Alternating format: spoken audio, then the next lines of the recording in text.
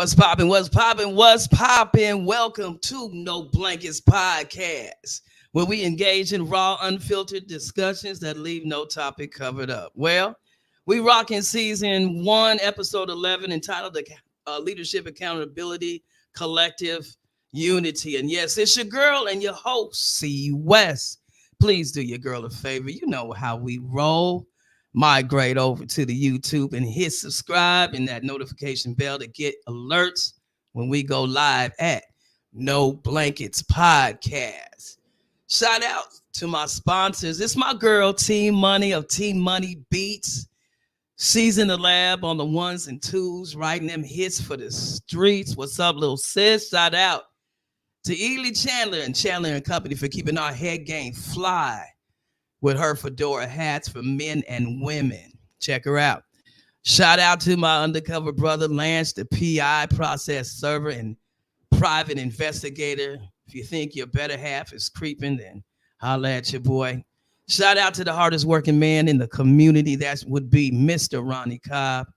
He's the host of Cut to the Chase and Cut to the Chase, the Crown Edition. You can catch him on Thursday nights in 2 locations. Shout out to my man, 100 Ground, the Dr. Kenneth L. Davis, and his lovely wife, my cousin, Rhonda L. Davis. He's responsible for my podcast design, my commercial intros, and my dope social media flyers. So if you're in need of that extra crispy luck to take your podcast to that next level, holla at your man, Dr. Davis. And all the other sponsors' info will be included in the comments below. Also, once again, we got to recognize my man and my brother, and I miss him so much, the Bishop Sherwood Carthen, who said, and I quote, "Don't ever stop following a true legend, but make sure you identify what one is." Well, it is Wednesday night, 7 p.m. in Sacramento. I hope you got your allergy medicine, because I recognize that all y'all are out there sneezing and coughing and hacking, whole thing. I hope that you do get your Benadryl or your Sudafed game up, because the leaves are blowing in Sac. Tonight, our episode is pursuing collective unity.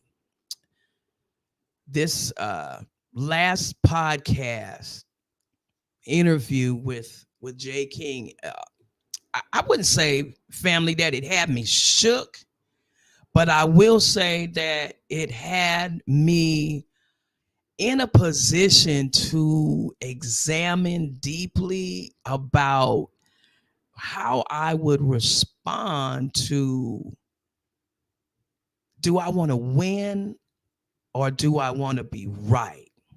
I had a lot of feedback. Jay and I are good. We it wasn't any it wasn't any animosity or any bad feelings or any bad vibes. But what it did do, for me as a businesswoman, uh, it kind of it stretched me. It stretched me in a lot of ways, family. It stretched me in ways like, I know I want to win. I know I want to win, but am I winning in the area and in the community that I'm in? Am I being right by being the black business, uh in the community, in the hood, and I kind of had to weigh it, y'all. I was like, all right, so my black business is in the hood, right? So I have to deal with things like mental health illness. I have to deal with transients. I got to deal with drug and alcohol and substance abuse, vandalism. But the one thing that I recognize, that we need to focus on more, right, is uh, value, and how we look at our black businesses in terms of the value that they bring. So when I weighed it, I was like, because, all right, can I be real? Really, can I be real? So every time that we, enter a space where, uh, you know, we we walk into a black business, automatically we feel we supposed to get a hookup. Come on. We feel that automatically we get, a 30%, 40% discount. It don't matter where you are, McDonald's, Taco Bell, stagecoach, barbershops, salons, restaurants, wherever we see our people at, we feel that, when when we walk into a space that automatically, we deserve a 30 or 40% discount. And that stems from not understanding the value per price or the experience that you're getting, right? So I got some really great clients. Um, I got some really great clients, that some African American clients that will use the VisiBook. They will go online. They will book their appointments. No problems at all. They, they'll pay the price because they understand what they're getting for the value of their money.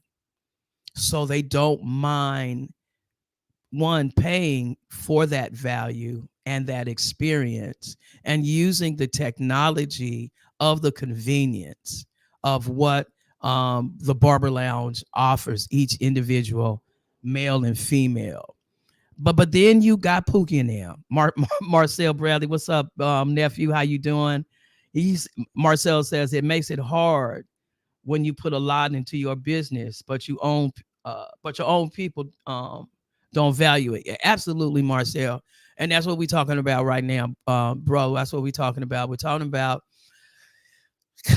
pursuing collective unity.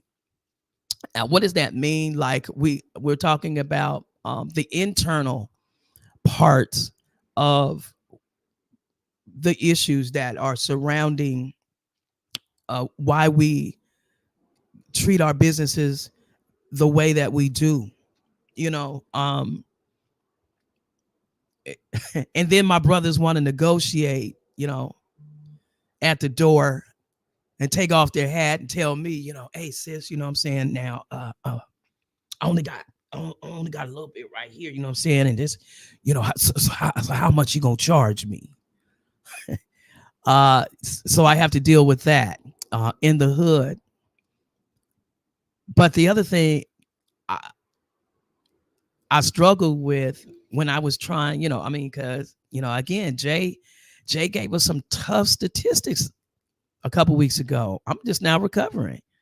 You know, less than 12% of our businesses, of small Black businesses, have one or more employees that are generating $1,000 or more a year. They're closing within the first 2 years, can't survive 5. Um, we won't drive across town to get our hair products. Um, it just didn't, I went into the beauty supply the other day, and no disrespect, I got Asian relatives and cousins, and I know Asians, and but they just got the market. They're selling, the products that we use for our community to us. Something is just, it just, I was at the counter and just all of a sudden it just didn't feel right. So I had to take a drive out to see my girl and get some things from a Black beauty salon. But I was saying, but my white clients, right? My white clients now, they'll go online, they'll book the appointment, and they're gonna tip they're gonna tip, $10 to $20 over the price of the cut. Now I can take that business model, right? Since I'm real diverse, and this is what I was thinking: do I want to win, or do I want to be right? And so I can take that business model of getting that particular market of men and women who value the service that I'm offering, and I can go up to El Dorado Hills or Roseville or Elk Grove and kill it. Can kill it. But then I would be taking my business out of the community. So when I said, do I want to win or do I want to lose? Yeah, I can win in Elk Grove. I can win in El Dorado Hills. I can win in Roseville, right? And then I would have to pray to make sure that when I closed at night, that I didn't get harassed, that I didn't get pulled over or profiled, and I made it to the freeway. You know what I mean? So it was a lot. Our people, Marcel says, that's because our people act like they're doing you a favor by choosing your barbershop. I've been standing for 30 years, y'all, and we're getting ready to do I'm getting ready to do a really hot series with Mary Shell Brown. He's like myself, a second generation barber. And so we're going to talk about the history of barbering in Sacramento. Some of the OGs that are still standing, like myself, 30 plus years in the game. And I'm grateful because there's a barbershop in Sacramento on every corner. The north, south, east, and west, it's sold up. And so for people to get in their automobiles and pass up several barbershops to sit in my chair, it speaks volumes to me. And I'm humbled by that, because I recognize that the service that I'm giving, not that I'm not into the barber battles and who cut the hair the fastest fade, taper, and spraying, these are my hours. This is the service I'm providing. Come sit down. When I graduated, we didn't even have internet. So that's a topic for another day. But the difference between, and so I started to think that the difference between the two cultures and the difference between how we approach our business has to do with recognizing and understanding what value means for your price. And I know that my African American brothers and sisters know about value, because you pay for your Jordans and you will wait until they drop to get them Jordans. You will go to Roseville. You will go to make. You will get that Louis Vuitton, Prada, uh, Saint Laurent, Dooney and Burt. You will get that bag, right? So you will pay, and no disrespect. So you will pay that designer, that Caucasian designer, retail price for your bag, for your Jordans. But when it comes down to the small business person, you want to short them and negotiate and try to tell them what you feel they should be charging you. But you swipe that card when you go to Morton's or Ruth Chris. You swipe that card at the grocery store. I've never seen anybody go to the grocery store, y'all, and get a package of pork chops and take them up to the counter and be like, I know that the price says $13.99. I was wondering if I can get them for $8.99. No, no, no.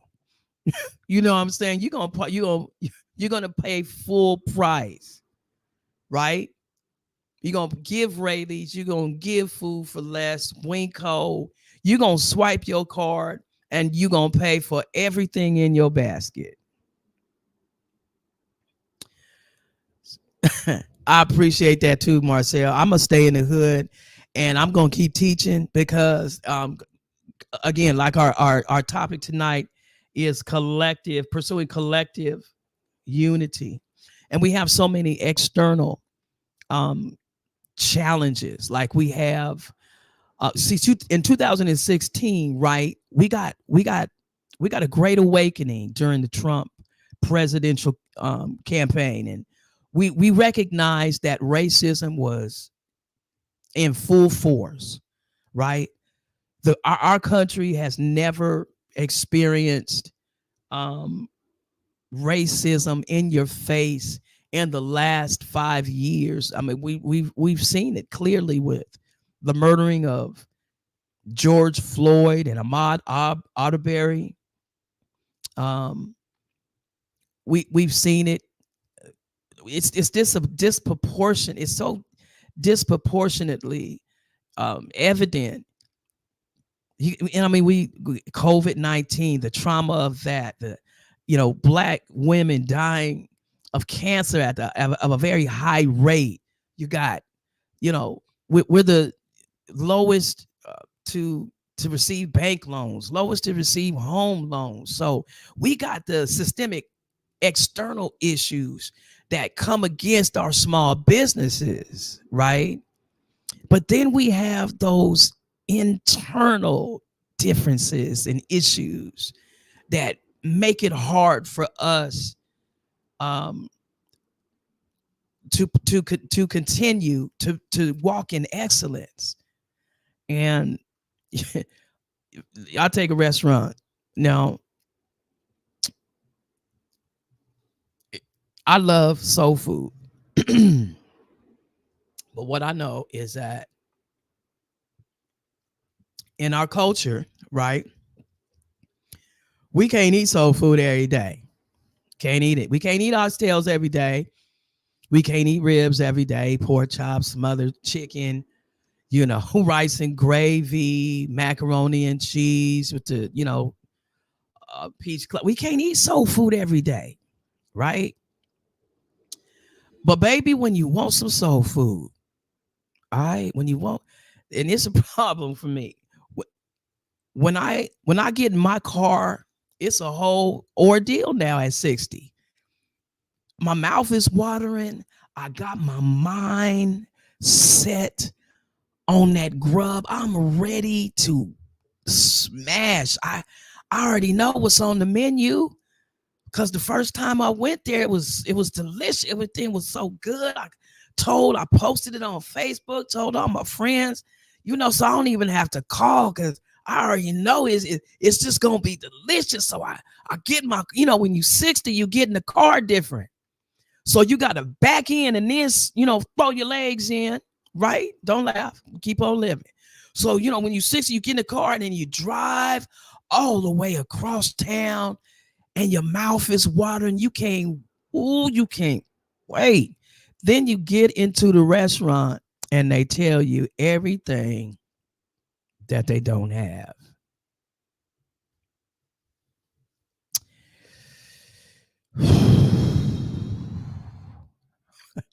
you I done drove all the way out here.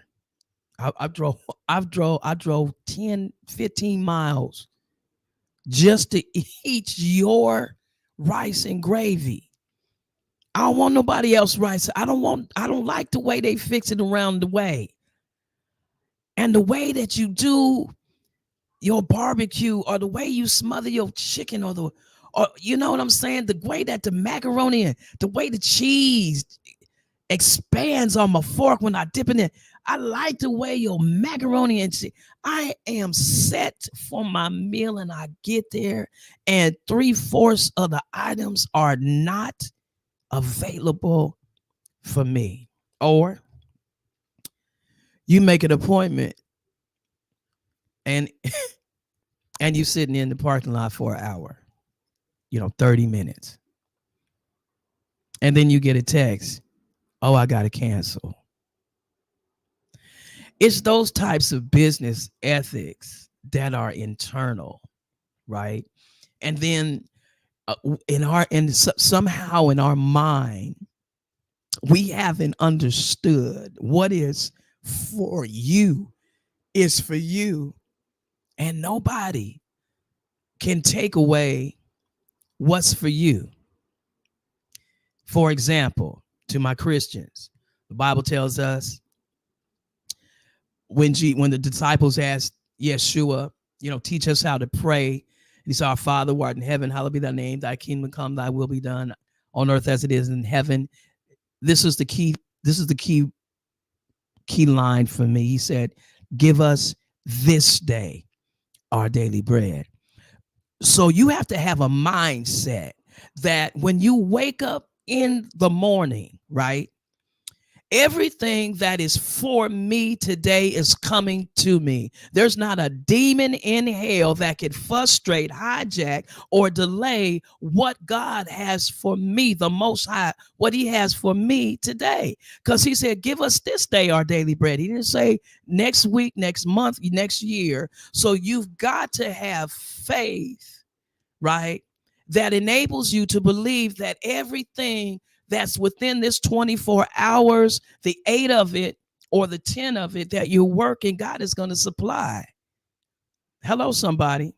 I mean, this is not a gospel podcast, but I'm feeling preachy. I'm feeling preachy. I found this article, and again, the coolest thing about doing a podcast is you trying to act like you're this suave, swaggered journalist, and you're reporting journalistically and getting all of the data and the integral details. But I pulled up this article. It was written, by Jeffrey Boney. It was written in 2016. It was called Black America, Unity is the Answer. I just want to read a little bit in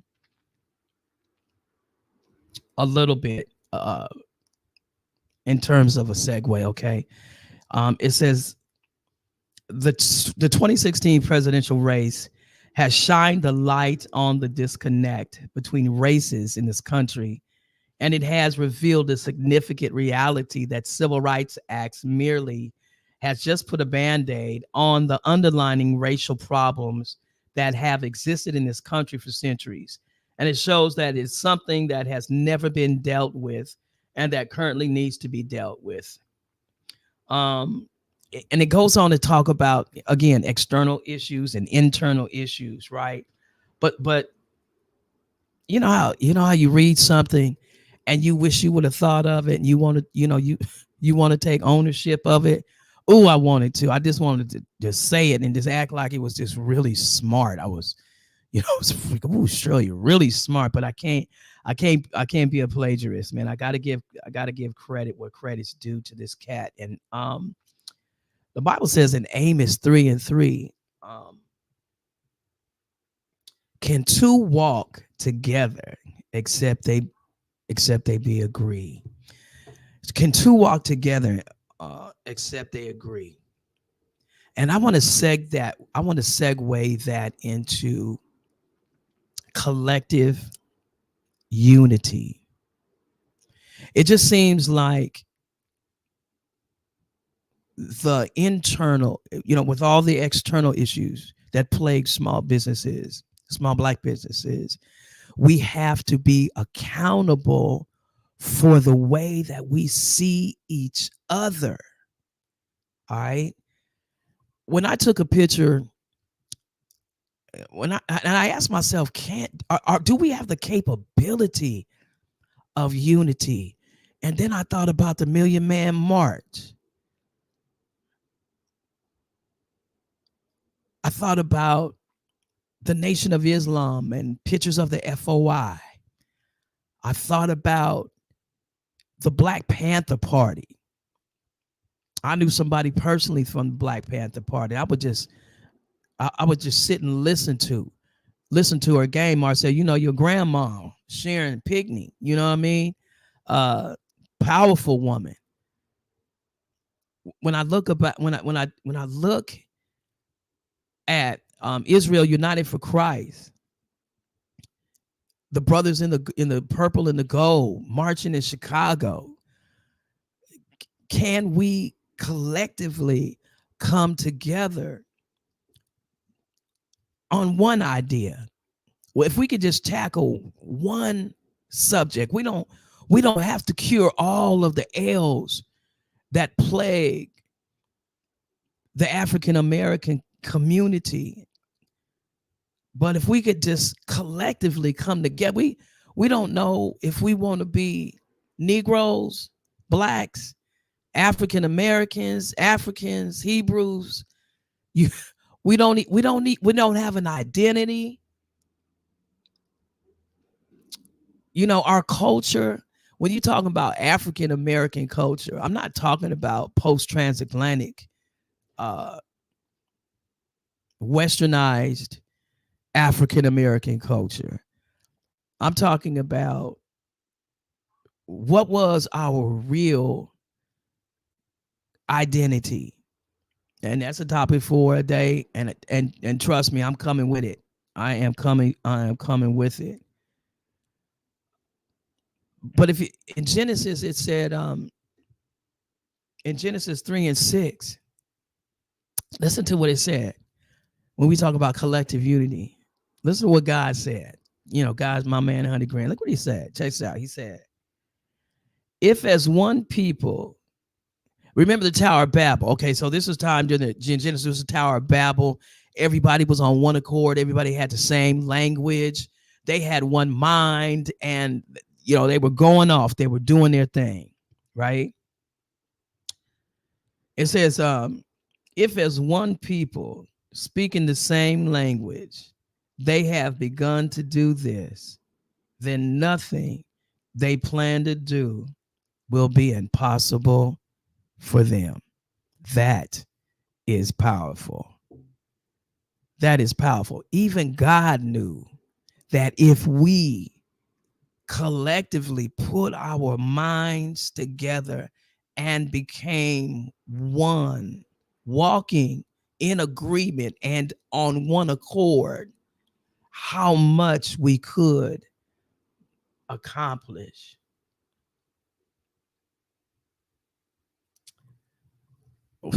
African Americans have endured some barbaric um, systems of legalized slavery, but we came through it. We increased our political clout. We got people like in position in politics that are striving and have made a difference for us. We endured Jim Crow. We came out of that. We came out of the Civil Rights Act, the Voting Rights Act. We boycotted different systems and institutions to end segregation. But contrary to the oppressors'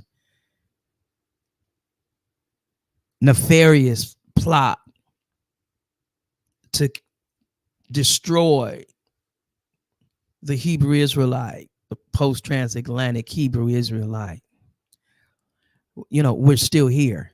We're still here, and we've overcome many things. And so when we talk about, collective unity, I wanted to read this. Merriam-Webster says that unity has to deal with people or groups of people believing and walking in unison on one accord. They got something in common. We have a lot in common, more than we have not. We got to find ways, to build, to come together.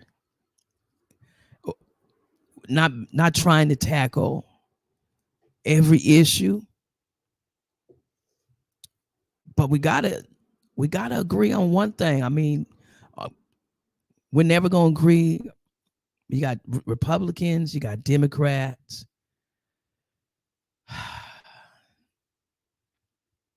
You got religion versus relationship. You got gays against straights. I mean, there's so many variants within our community. It's hard to come together. But if we're going to build, we got to be able to build with tools that the Most High gave us, the gifts that the Most High gave us, just natural gifts, right? So if I needed, to go to Home Depot and pick up some helpers that were African American, I'm not gonna, ask them what their religious beliefs are or what their political beliefs are. I'm gonna ask them, can you do drywall?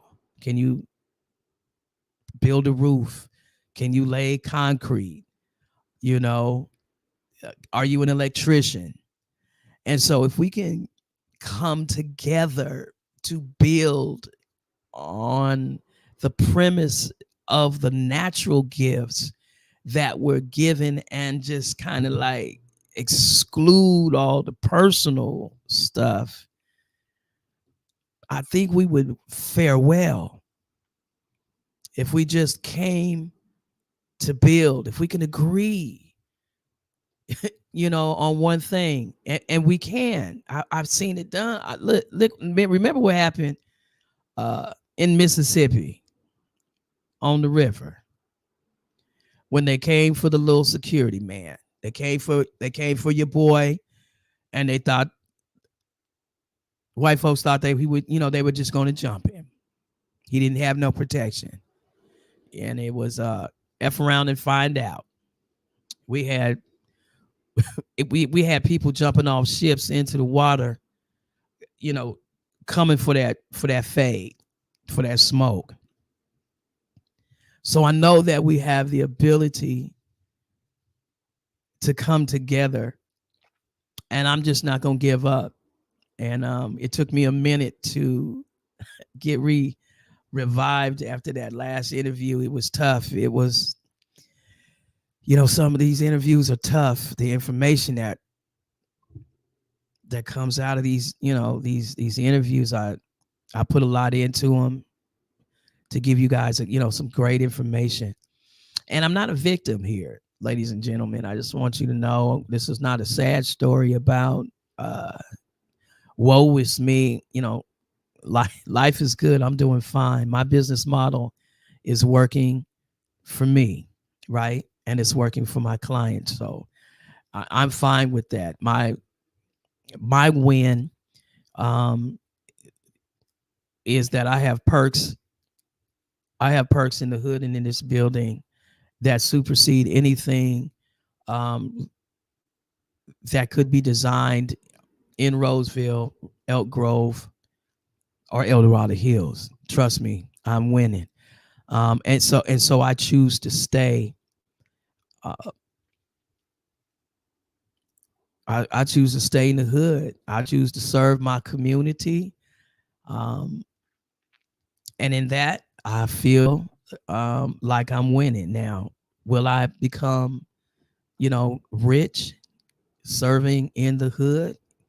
It all depends on how you define rich. Do you find wealth and rich as a monetary blessing, or do you rich in a lot of other things, rich in opportunity, rich in character, rich in yeah. So it's tough. It really is. But like I said, man, I'm gonna stay in the hood. I'm gonna create um wonderful teaching opportunities to teach what is value. I continue to ask my clients, why do you come here?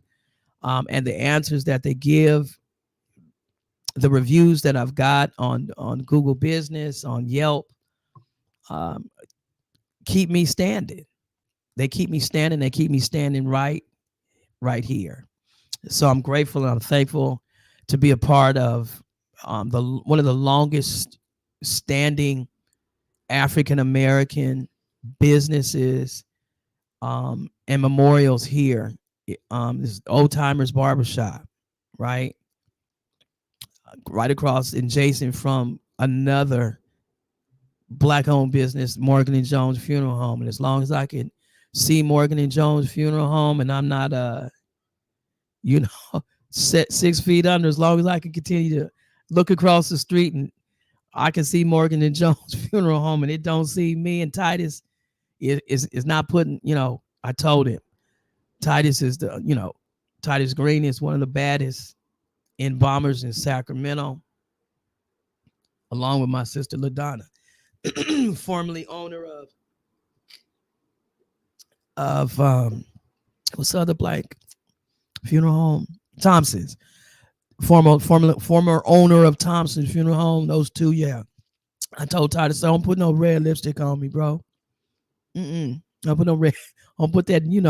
That you already know that funeral home red lipstick. Yeah, I don't want that funeral home red lipstick. I'll put that on me. That bury me with my Dallas Cowboy jersey on, Bible in one hand, and my clippers in the other, in a little bag, a little box. For all my clients that still owe for their haircuts. Yeah, you know who you are. Put that money in that box. I'm gonna be like, thank you. I'm gonna have it like a little tape recording. Thank you.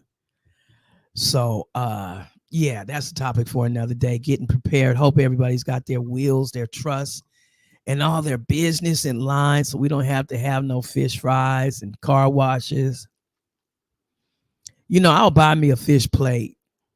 I won't even complain. I will not complain. My little 2 pieces of fish. I'm going to get a little scoop of potato salad, a little scoop of green beans, a piece of bread, and maybe a dessert. But I'm going to pay it because I will support. I will support black businesses. I will make suggestions so that those businesses are walking in excellence. You want to be able to not only, like you said, are you in business to open up a business? Or are you in business to succeed? And again, we're just recapping over, do you want to win or do you want to be right? The information Jay King laced us with a couple weeks ago, just again, whoo, right? The statistics were mind blowing. And so we're just trying to, we try to make it better. We're trying to do better in turning that black dollar over, right? And spreading the wealth when we can. just spreading the wealth when we can. We are so much stronger together, and I believe it has been so master. This is one of the enemy's tricks in being so masterful, um, in dividing us uh, as a unit. You know, you can't save everybody. I'm not here to save everybody. Hey, Bishop, how you doing? I see you. Thank you for joining tonight. Um, we just been so masterful at the enemy has been so masterful at causing division to where we don't even know our true identity. You know, when I ask you, where are you from or who's your tribe? You like, my tribe? Like, what's your culture? We become so westernized that we don't we don't know. You can't tell me. You say you're from Africa. They got 45 countries in Africa. Bishop Kenneth L. Davis, he did a teaching on the Sabbath, and in that teaching, he talked about taking a DNA test. He went all the way to ancientdna.com, uploaded the DNA that he got from Ancestry to Ancient DNA, and it traced him all the way to the tribe of Judah. Traced him all the way to the tribe of Judah.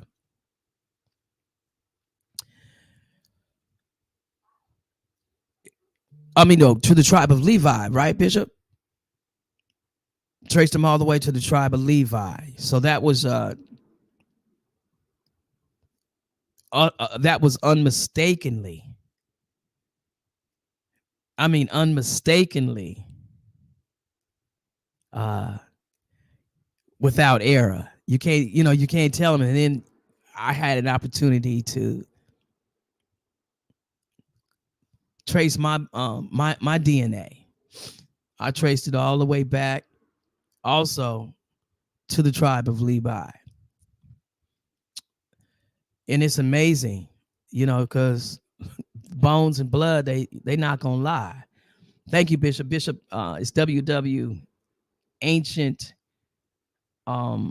ancient origins, ancientdnaorigins.com. I stand corrected. Thank you, Bishop. Ancientdnaorigins.com. I suggest that everybody have an opportunity to trace your bloodline and get your DNA results. Find out, who you are. Really, find out who you are. Because if you don't, then you will always allow somebody to define who you are. And that's that's the whole woke movement now. A lot of business organizations, churches, things like that, they're shutting down because when we're finding out who we are now, we're finding out the things that we've been told and sold is a lie. And the one thing, remember, I talked about in my early podcast was indoctrination. We've been indoctrinated, influenced, bamboozled, brainwashed into believing that we're somebody else. I wanted to tell you this story real quick, and I'm gonna get on out of here. This is my theory. I asked Jay what he thought about assimilation. And as I also, I always look at people's body language. You know what I'm saying? So I get the political game. If I'm a nonprofit and I'm trying to receive finances from a corporation, the one thing I don't want to do is offend that particular face of that corporation. Um, and so I know how to grease palms, sort of. So you can't say, you can't say that you're the black chamber, but you help all businesses. Because, I asked them, I was like, well, isn't there an Asian chamber of commerce? Isn't there a Russian chamber of commerce? Isn't there a Latino chamber of commerce? Do they help African American small businesses? It seems like we're the only ones that we just can't have a unified collective unity on something. We've always got, to code switch. And I'm not saying that assimilation is not a bad thing, but I will bring it to your remembrance when we're talking about, is it cool to assimilate? And Bishop, you might agree with me on this, right? So back when we didn't have presidents and kings, we had prophets. And the prophet that the Hebrew Israelites had, well, at the time, was Samuel. All right. Samuel was the prophet of the time. Because God is telling Moses, said, hey, when you get over to the land, milk and honey, where I promised you that you would prosper. Don't want you to forget that when it was hot, I gave you shade, and when it was shade, I gave you warmth. Your shoes was cool. I gave you food. You ain't gonna ever taste. You can't fix it. Every day, I'm gonna give you more than enough, but every day you have to come and get it, right? He said, but I've given you everything to prosper in the place that I'm getting ready to, that you're getting ready to enter. But I want to just tell you this one thing. When y'all niggas get over there, I said the N word, but no filters. When y'all Negroes get over there, amen, don't forget who caused you to gain wealth. Don't conform like the other nations. Don't forget who gave you marital laws, who gave you dietary laws, social laws, governmental laws. And I gave you guys these particular statutes and precepts so that when you get there into what I've already prepared for you to prosper you, that you don't taint it by conforming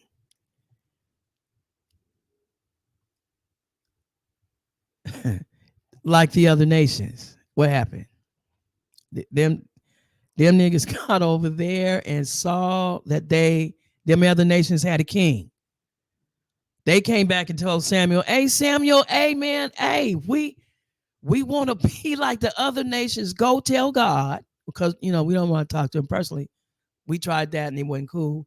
So you go tell God, all right, we want to give us a king. And the first king, I would have been like, oh, really?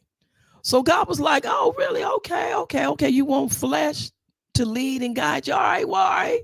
So, so they got King Saul. Yep. They didn't want to walk with God. They didn't want, they wanted to be like the other nations. They began to assimilate. They began to take on their nature, take on their diet, take on their style.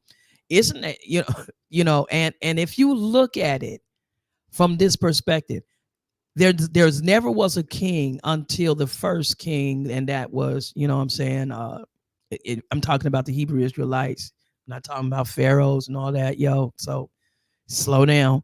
But I'm just saying, when from from the first king or pharaoh, from the first pharaoh to the first king to the first queen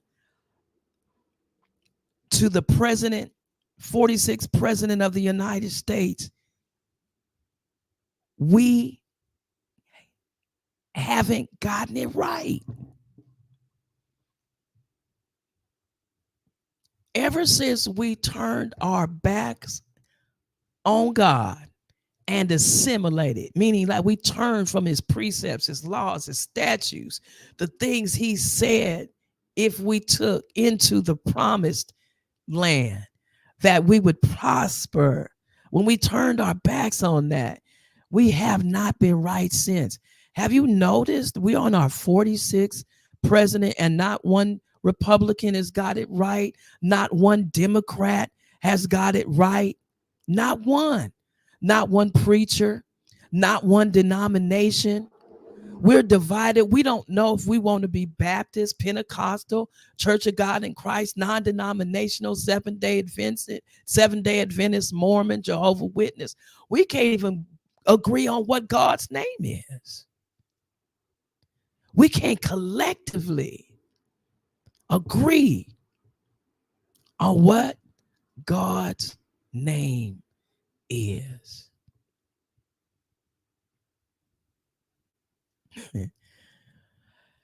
Whew, some of us can't agree. We can't agree on what we're gonna have for dinner tonight. You know, it's gonna be fish or chicken. But anyway, collective unity. Boy, I pray that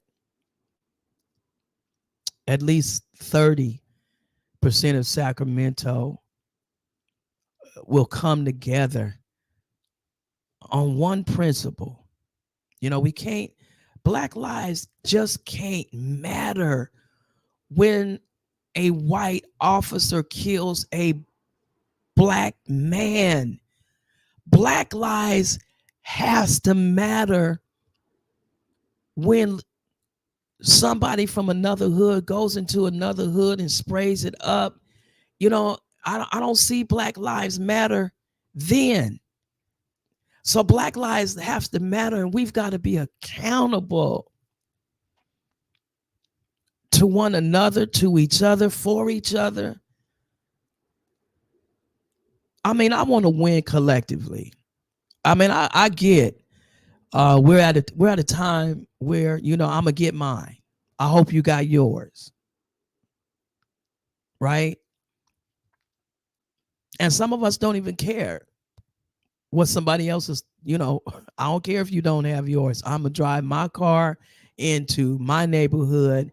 I'm going to eat my steak and watch my 75-inch, you know, in my 5-bedroom. Hope you get yours, right? But I always wonder how do you feel when you come out of your mansion and your car and you see your brother hungry? How's that winning?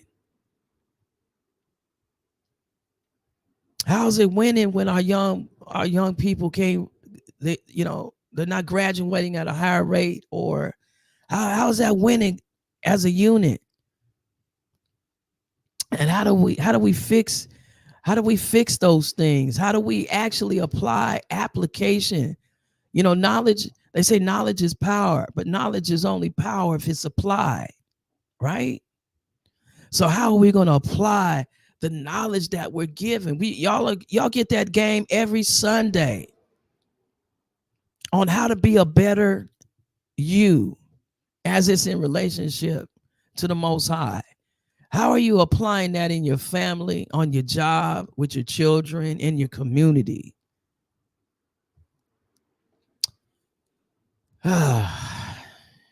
You know, for all of the ancestors and and leaders that wanted to throw in the towel and didn't, gave us a opportunity where opportunities didn't exist in America for the post-transatlantic Hebrew Israelite, for everyone that stayed, for all the hours, for the threats that were made on your life and your families who decided to not throw in the towel. I'm grateful. I am truly grateful. I am truly grateful. I wish I knew and had solutions to some of the internal issues. I just don't, like Jay said, I just don't want to talk about them. I'm tired of talking about them.